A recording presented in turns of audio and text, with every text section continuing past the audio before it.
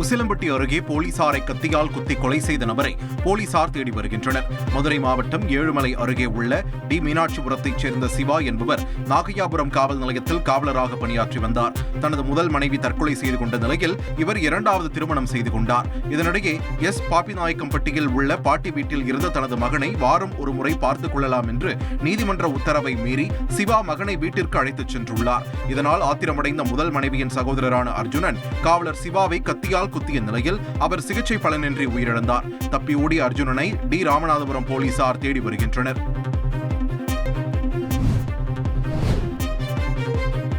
நீலகிரி மாவட்டம் கூடலூர் அருகே பிறந்த 2 நாட்களேயான குட்டி யானையை பாதுகாப்போடு அழைத்துச் செல்லும் தாய் யானையின் வீடியோ காட்சிகள் தற்போது வைரலாகி வருகிறது.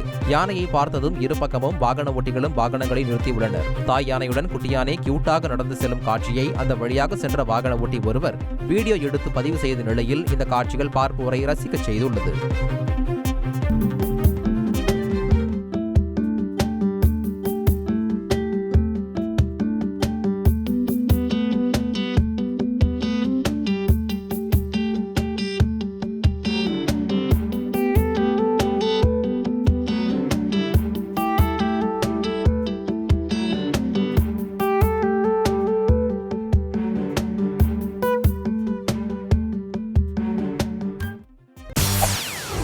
செய்திகளை உடனுக்குடன் தெரிந்து கொள்ள உடனே சப்ஸ்கிரைப் பண்ணுங்க.